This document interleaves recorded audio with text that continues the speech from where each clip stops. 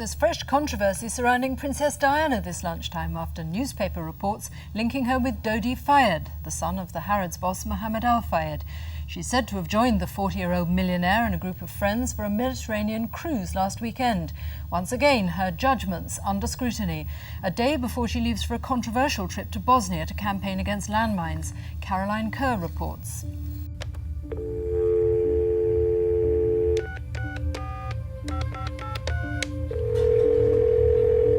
When are you coming home? I'm coming home on Sunday, Paul. I'm just bored. I'm on this boat. It's freezing cold downstairs. It's boiling hot on deck.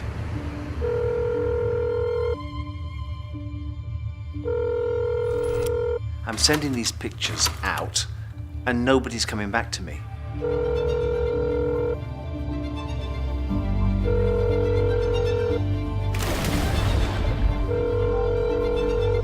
The only way I can get home is via Paris, because Dodi has to go to Paris to do some business for his father.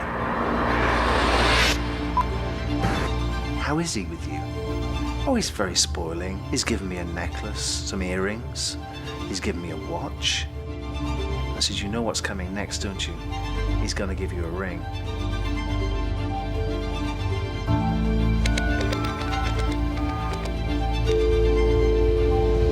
I didn't question Dodi about it, but he did come to my office, which was 2 doors away from his father's office in Harrods, and he did express to me the depth of his love for the princess.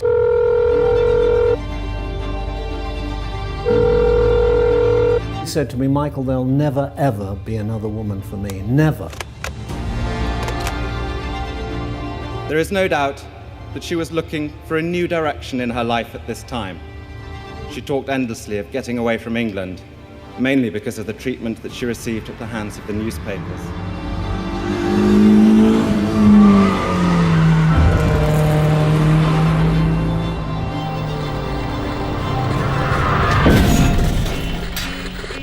Conspiracy theory, white Fiat Uno. The Mercedes approached this tunnel Now with Mohamed Al-Fayed himself. Pain in her heart.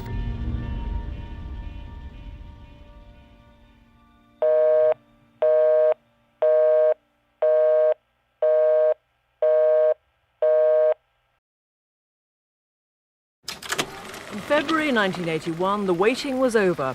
Buckingham Palace announced that Prince Charles and Lady Diana were engaged. The ring was a sapphire surrounded by diamonds. The couple looked happy and relaxed, delighted, like everyone else, that a wedding would take place. I personally think that Diana fell in love with Prince Charles. It's obvious to me that she was a young, naive girl and she fell in love with the prince.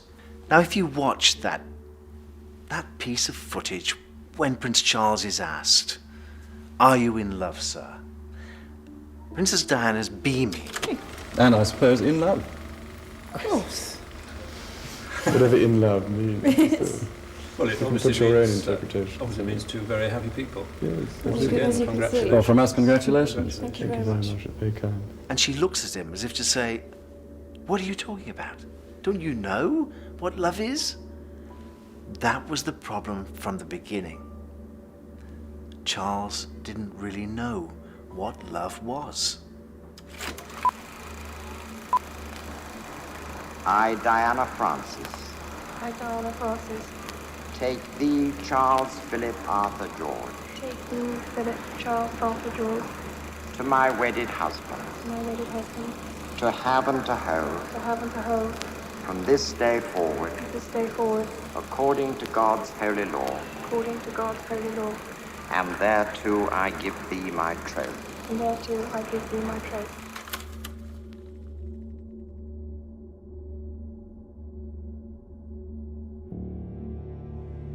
I think after Harry was born, the relationship seriously broke down. It just hadn't worked out like both of them expected, and even before the wedding, Diana had serious doubts, and so did Charles.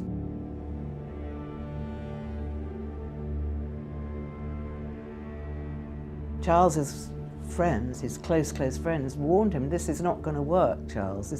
She's too young, she's too naive, and You know, you're an imaginary prince. She doesn't know you at all.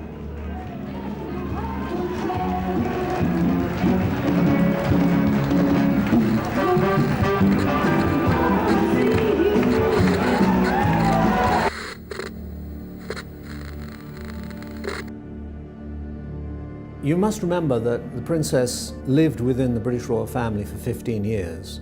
She knew exactly what went on within it. She knew how things were done. She was at times extraordinarily unhappy, and her husband did nothing. She felt very wretched much of the time. But at the same time, she was a mother, and she had to maintain a brave face for her children.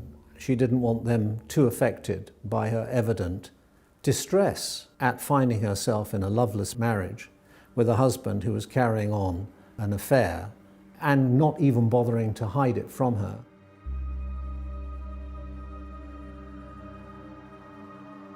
Diana confronted Camilla about her adulterous affair with Charles in 1989 while they were both attending a birthday celebration for Camilla's sister, Annabel Elliott. Did you try to be faithful and honourable to your wife when you took on the vow of marriage? Yes, absolutely. And you were? Yes. Until it became irretrievably broken down. Us both having tried. I think Diana was terrified. It was a big party probably on 3 or 4 floors, and she looked around, where's Charles, where's Charles? And then she realised that he must be downstairs on the lower level in the sort of basement area. And she went down there, and there they were. She just confronted Camilla and said, you know, I'm not stupid, I know what's going on. Diana was shaking with fear and rage. On the way back in the car, she was just in hysterical tears. And her protection officer, Ken Worf, was with her, and so he confirms all this, that she just sobbed all the way home, and I don't think Charles said a word. But I think that was the turning point, really, of the relationship, because, you know, soon thereafter, I think Diana had then given up any hope of a reconciliation. But I suppose, you know, Diana wasn't stupid, and she thought, well, look, you know, I'll go and see what this is like, because they would be people that she was completely unassociated with. These weren't her friends, these were friends of Camilla's. So, you know, if you try and put yourself in that position, would you go to a party when you didn't like any of them? So there had to be a raison d'etre here, I guess, and I think Diana wanted to see for herself.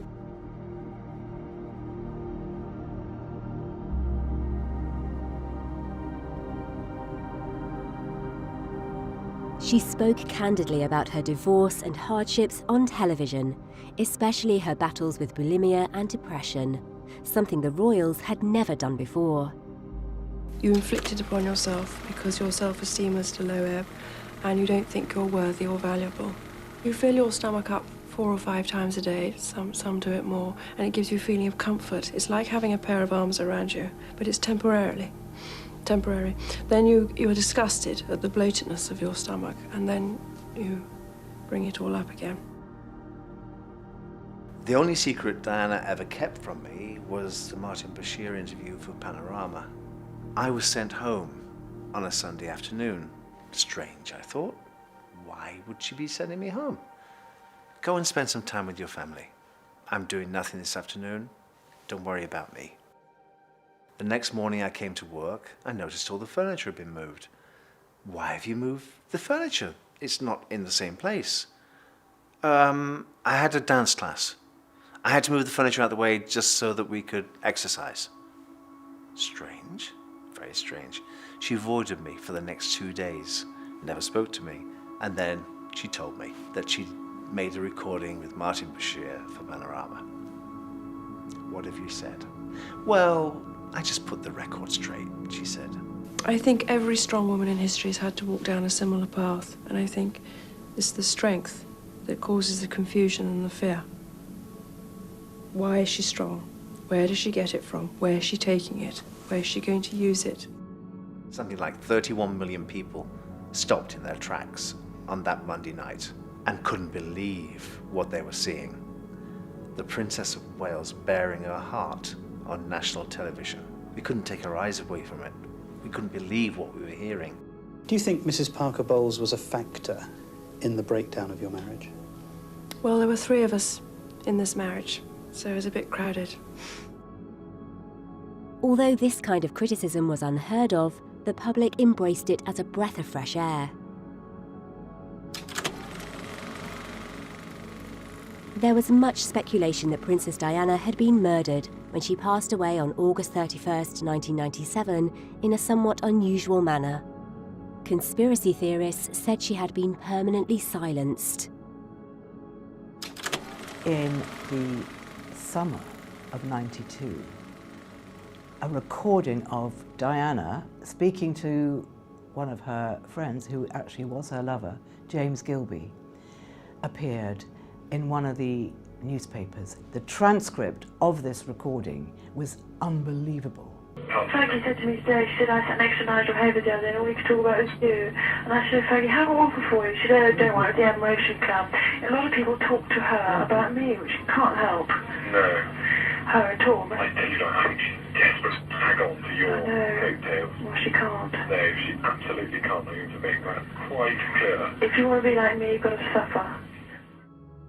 It was an extraordinary, explosive moment.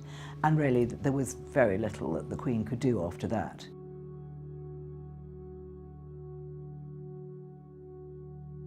The Queen realised that this couldn't go on because it was taking up all the news and there were important things happening. The monarchy has no power, they only have influence, and at this moment it was their shenanigans that were making the news, which is completely wrong. And she was very concerned about the institution of the monarchy with all this scandal going on. She thought there's only one thing to do, and the Queen is head of the church, and the last thing she wants is a divorce. And so she must have thought about it very, very carefully and decided that that was the only way forward. So she basically ordered them to divorce.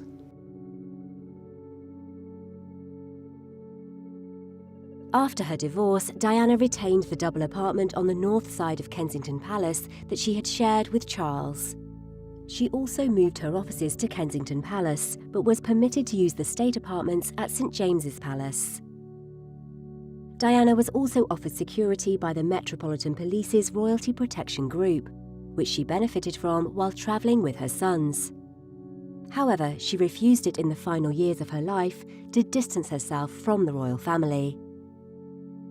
Yeah, so in this discussion, I said, look, there's only one piece of advice that I could give, and that's, look, whilst our security and whilst having us around you has sometimes been invasive, and I accept that, we've allowed you some privacy, and we've had fun at the same time, and that's how it is. So I don't know what you're going to do, but look, whatever you do, whether you work anywhere in the world, another country, you will always be Diana.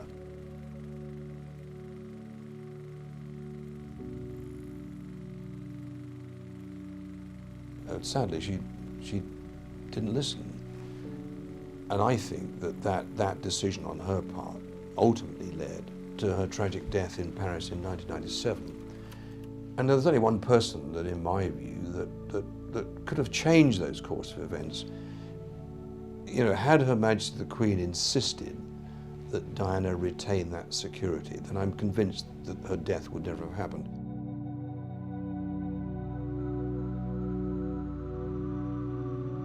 Diana had gone to see a friend's spouse who was being treated for surgery problems at the Royal Brompton Hospital in September 1995. When she was there, she met Hasnat Khan, a cardiac surgeon, and immediately fell in love with him. Towards the end of her life, of course, she found her soulmate. Her soulmate was Hasnat Khan. Hasnat Khan had been the princess's companion for over 2 years. Nobody knew about Hasnat Khan. That was not played out on the world stage. I was the one that went out with my car, brought people back to Kensington Palace in the back seat of my car underneath a blanket. just to give the princess some love. All she was ever looking for was to be loved. She used to say to me, all I ever want, Paul, is a man to put their arms around me and say, I love you. That's not too much to ask, is it? And that's what she was searching for. Diana, when she came to Pakistan, this was a country that she had fond memories of, wasn't it? Yes, I think she enjoyed her time here. She really liked the days she spent here, I think. And in fact, Diana introduced William and Harry to Hasnat Khan, because in the princess's eyes, Hasnat was the man she was going to marry. So better the boys get used to him. But he was very, very worried that the press would get hold of it, and he couldn't deal with that. Diana and Dodi met long before 1997. They met at various events, film premieres, at the polo, at the horse show, the sort of places that people of their kind would meet at. When they actually fell in love in the summer of 1997, they were already friends. And then, of course, they were together in the south of France, and a relationship which was already established became a deeper and closer relationship. And when they came back to London, they'd already made arrangements to get in touch with each other. They met and they started seeing each other, and it all went on from there.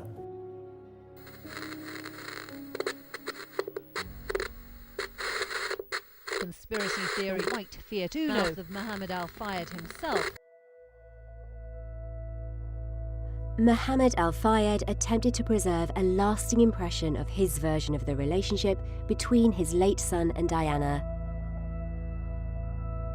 In the aftermath of the crash, Mohamed created a shrine for the couple in the basement of Harrods department store. The engagement ring Dodi supposedly gave Diana the day before their deaths was displayed in an acrylic pyramid in front of the pictures. Mohamed has insisted that the British Secret Service killed Dodi and Diana. Dodi was Muslim and going to wed the mother of a future King of England. The implication being that Mohamed was confident that Diana was carrying his son's child at the time of her death. Diana's closest confidants in her last years did not need an inquest to know the absurdity of Al-Fayed's claims. She was neither pregnant nor planning to marry Al-Fayed. She was, in fact, still madly in love with Hasnat. Although she was still adored and a lucrative subject for editors, Diana had overstayed her welcome in the British media. She could do no wrong when she was married to Charles, and afterwards when he was held responsible for the dissolution of the marriage. In the years following, Diana was accused of twisting the story too much in her favour and lying on several counts.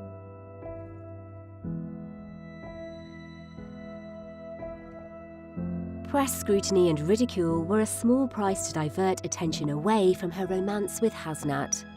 However, his schedule began to frustrate Diana, who would call multiple times when Khan was in surgery, leaving messages under false names, such as Dr. Armani. Her late-night visits made hospital administrators worry about press intrusion. The best thing what I thought we could do is stop reading about it. And if I would read something and that would be contradictory to the events or the reality, then obviously you get upset. Hasnat realised he could not facilitate such relations.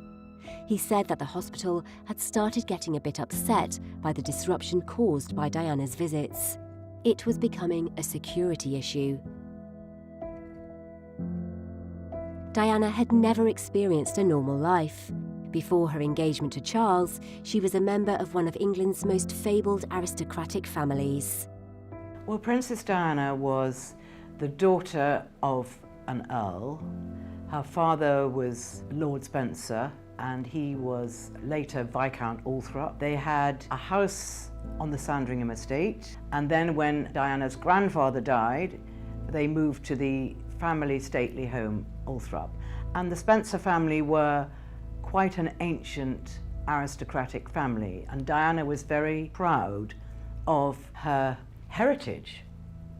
I mean, they were actually probably grander than the royal family.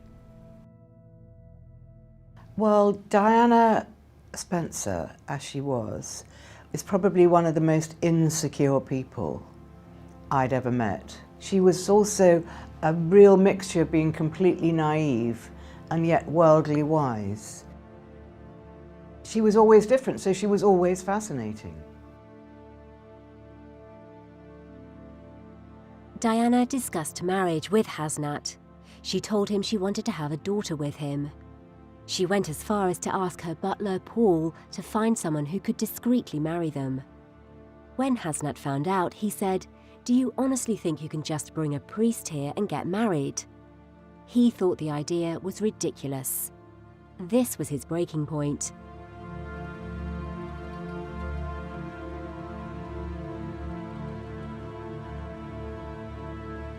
I knew Dodi, and he was probably one of the most charming people you could ever meet. And he was also rather cool, had an American accent, beautifully dressed, and he treated Diana like the princess she was. Nobody else had treated her like that. I mean, with Hasnat Khan, she had to sort of hide him at the back of her car, and they had to, they mostly ate in, or if they went out, she was in disguise. But with Dodi, she could show herself off. I think she liked him very much. I don't know if she was in love with him, but she was in love with the idea of him. I think Diana wanted to get married again, and she wanted to have another child. Again, I think getting married again probably was a bit of a fantasy. Certainly getting married to the doctor that she was in love with was a fantasy, because it would never have worked out. It couldn't have worked for him.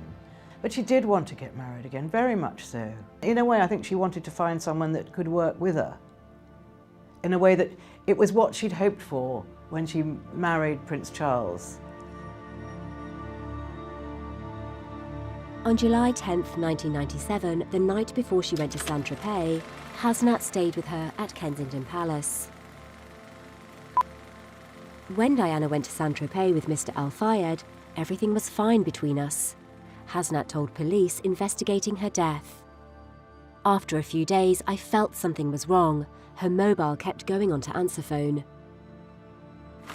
When she returned home, Diana met Hasnat in Battersea Park. He recalled how she was not her usual self. He told her he thought she had met someone else, and it must be someone with a connection to Al-Fayed. She denied there was anyone else. They arranged to meet the following day at Kensington Palace. It was during this meeting that Diana told Hasnat it was over. He recalls saying to her, "You are dead," meaning her reputation was dead. He said this because he was sure Thatch was involved with Mohamed Al-Fayed's group, and that was how he felt about anyone involved with them. Diana and her companion Rosa Monckton took a cruise when they returned from Bosnia. Between August 15th and August 20th, they travelled around the Greek islands on Monckton's yacht for 5 days.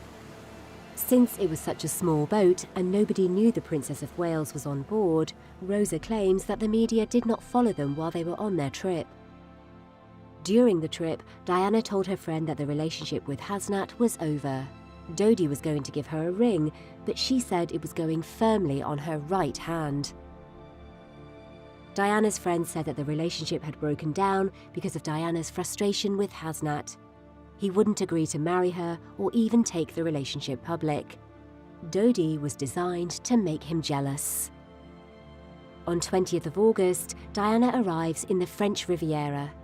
It is here where the photographs that were shown across the world were taken. The clear message: Diana was in love, and this time for real. She spent 9 days with Dodi on his father's yacht.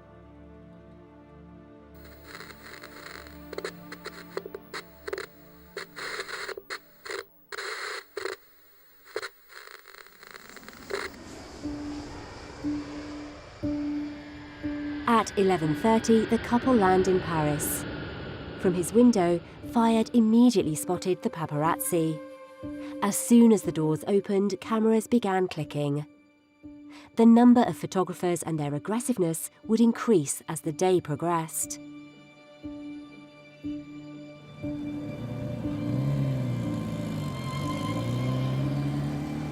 They arrived at the Ritz Hotel, and shortly after, Dodi ventured to Repossi Jewellers, where he picked out 2 rings that would be delivered to the Imperial Suite.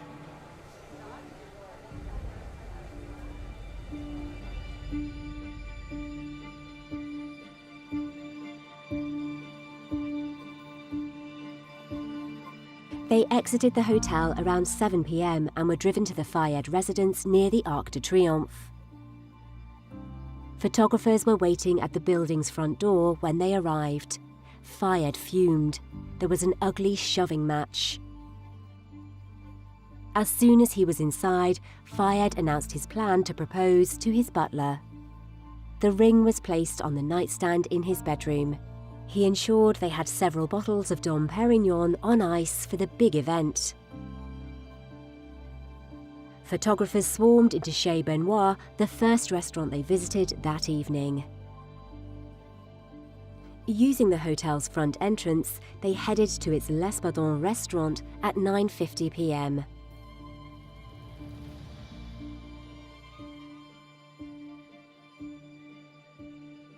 Trevor Rhys-Jones, Diana's bodyguard, and Fayed attempt to evade photographers by escaping the hotel through the rear entrance and returning to Fayed's apartment close to the Arc de Triomphe.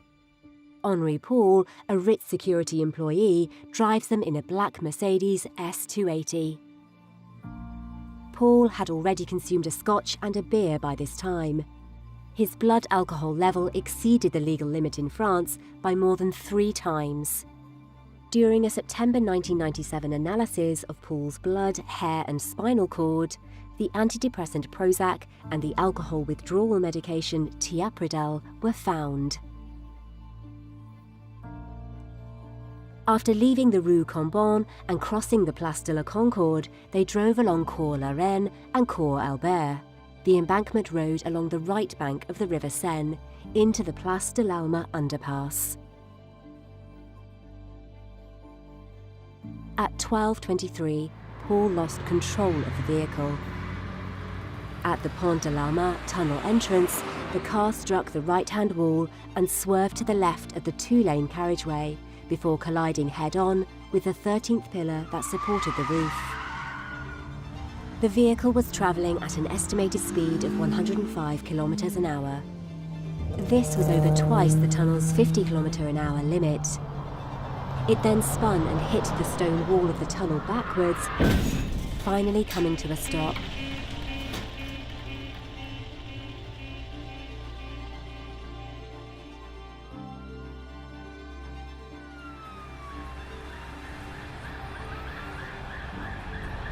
Witnesses arriving shortly after the crash reported smoke.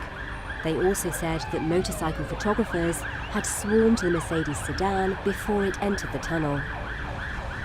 Despite attempts to save her life, Diana's injuries were too extensive, and resuscitation attempts, including internal cardiac massage, were unsuccessful. Her heart had been displaced to the right side of the chest, which tore the pulmonary vein and the pericardium. Diana died at the hospital at approximately 4 a.m.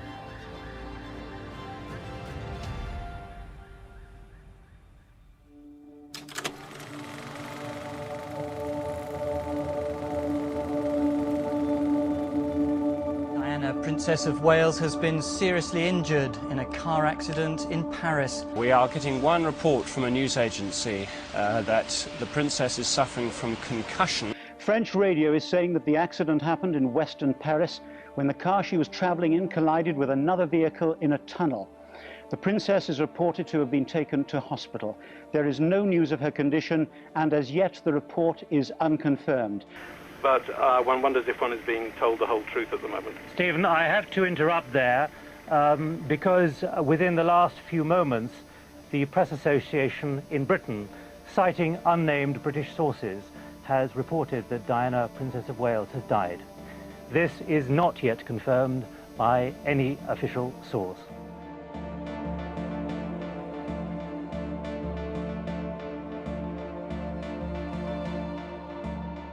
Following external medical examinations by a French court-appointed medical expert, the bodies of the Princess of Wales and Dodi Al-Fayed were repatriated to England later that day. the Princess of Wales's body had been embalmed in Paris.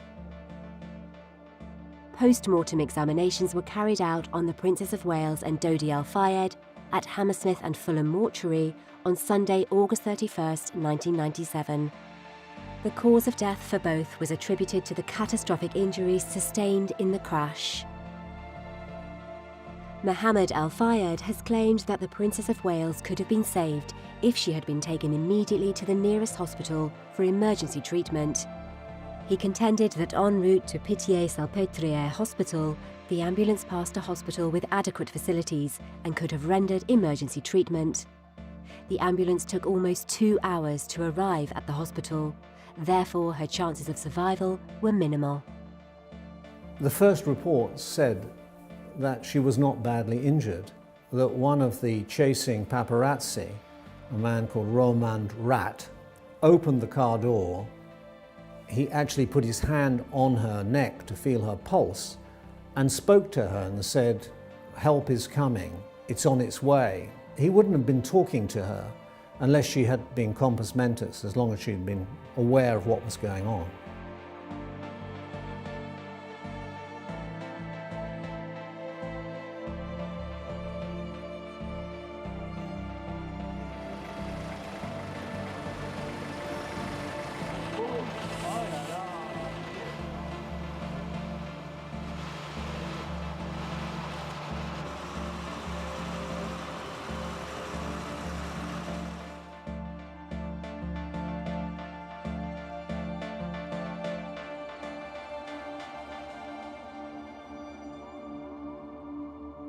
In this country, in America, scoop and shoot.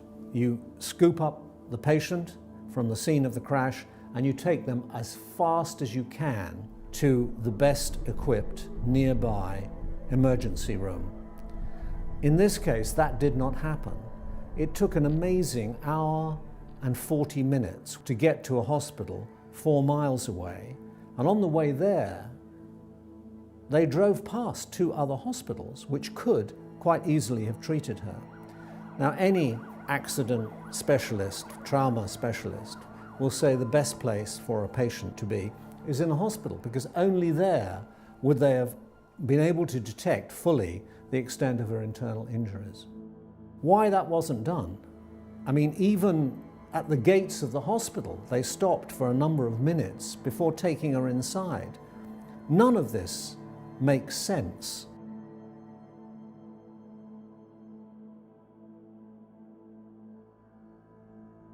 Witnesses said that Henri Paul, the driver, had drunk a scotch and 1 beer, but the findings from the blood test said he was 3 times over the legal limit.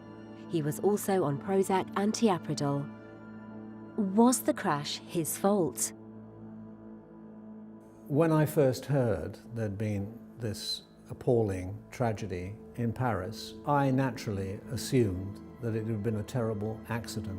But subsequently, everything that happened made me believe that it wasn't an accident, and that it was a conspiracy. It's very hard to say that. I didn't want to believe it, but circumstances, many circumstances, have persuaded me to that conclusion.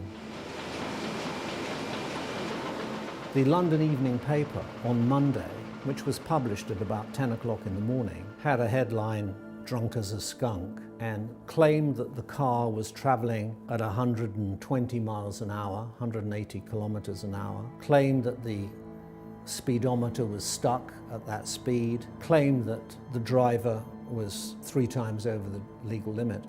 At that stage, on that Monday, they hadn't even analysed the blood samples allegedly taken from Henri Paul. It was established at the British inquest that the car was only going 60 miles an hour. Of course, that's fast, but it's not 120 miles an hour. And from then on, everything that happened led me to believe that it was, as the English jury eventually concluded, unlawful killing. And everything I saw during the years, it took 10 years before there was an inquest in this country, in Britain. And everything I saw and everything I heard pointed to a cover-up. And you only have to look at all the evidence. The fact that all the cameras on the route to the crash were switched off. Unbelievable, truly unbelievable. The fact that the Fiat Uno, which allegedly collided with the Mercedes sedan, has never been found. The fact that the man who could have been driving it, a photographer called Anderson, he was found dead inside his car. Allegedly, he'd committed suicide, but he had 2 holes in his head, 2 shots. Well, when you're committing suicide, you don't need the second shot. 1 is quite enough. The French investigation carried out a major search for the Fiat Uno, but they couldn't locate the car. And after this length of time, it's very unlikely that we shall do so. The princess had written me a letter. And in that letter, she said, "The next few months are the most difficult in my life. I fear that my husband is planning an accident in my car, head injuries, in order that he can remarry." Now, when you read those words, a prophecy the princess made 10 months before she died that came true, it's rather eerie. So I have no idea whether people were listening, people were following, people were watching. All I can believe is that no one would sign an order to murder the mother of the future King of England. It would have been most unwelcome to the British royal family and the British establishment for Diana, the mother of the future king, to have married a Muslim. Had they had 2 beautiful children, the newspapers would have been writing about Diana and Dodi and their children. You would have had, in effect, in Britain, an alternative royal family. Now that could not have been allowed. It would not have been allowed because it would have taken the focus away from the House of Windsor. They didn't know, 1, whether she was pregnant, 2, whether they were coming back to London on the Monday to announce an engagement. Then it would have been too late. Diana rang one journalist who she trusted, Richard Kay, to say that she wanted to tell him something important. Well, we don't know what that was. It's very convenient for a lot of people that Diana, Princess of Wales, is no longer here. Had she lived, she would have been playing a major part in the bringing up of her sons, Prince William and Prince Harry. When, of course, she was killed, there was no question of that.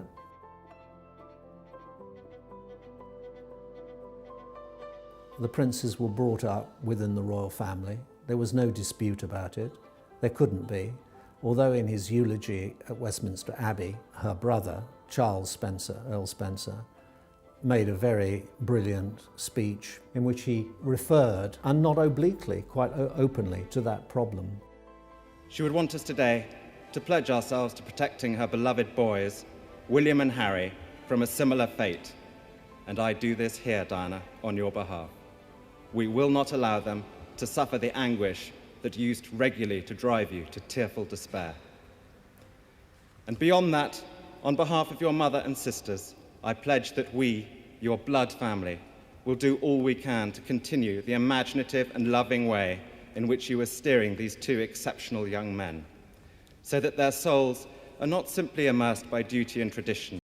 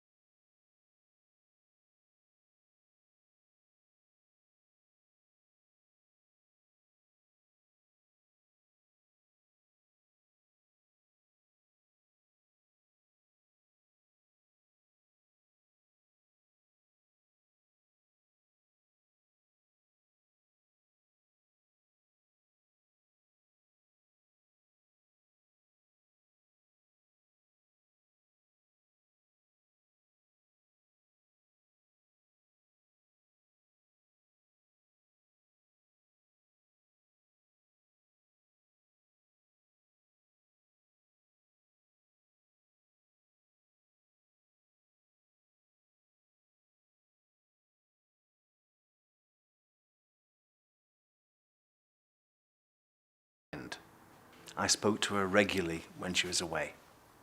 Have you seen Hasnat? I said, yes, I went for a drink with him last night. What does he think of me being here in the south of France with Dodi Al-Fayed? Well, he's not too pleased. Has he seen the pictures in the papers? Yes, he has, because you know his routine. You know every morning he goes to the corner shop and sees the press. You know that. And I know that's what you're doing.